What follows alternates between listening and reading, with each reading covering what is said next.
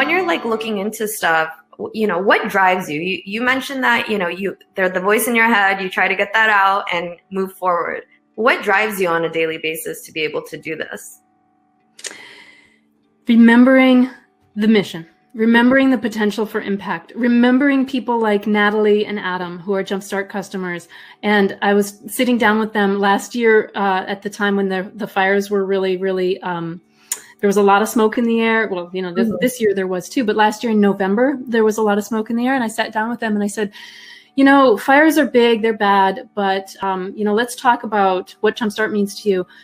Let's talk about the next big one. Mm-hmm. And I said, if it weren't for Jumpstart, what would you guys do if your apartment building was closed? Because if all of your personal belongings were perfectly intact, but you wouldn't be able to get into your apartment, let's just say there was a gas break in the gas line halfway down the street and half the block was closed. Okay. And, or let's say that, you, Adam, you lost some of your gigs for your freelance work. Mm-hmm. And they kind of looked at each other and they kind of shrugged and they were like, well, we're getting through this. And I said, but no, really, like practically speaking, would you couch surf? What would you do? And they said, what we'd probably do is we'd probably pack up and leave and move to Reno because that's where Adam's parents live. And so here's the lifeblood of the economy. They're about 30. They rent in a hip neighborhood of Oakland. They're freelancers. And their explicit plan is to do exactly what happened after Hurricane Katrina, to move away.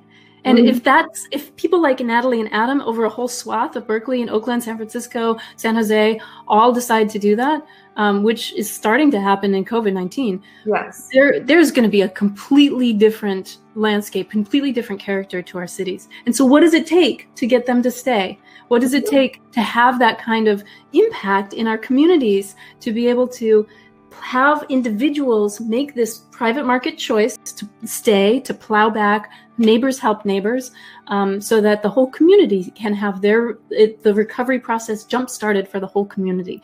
And just keeping that mission in mind is really what gets me through the hard times.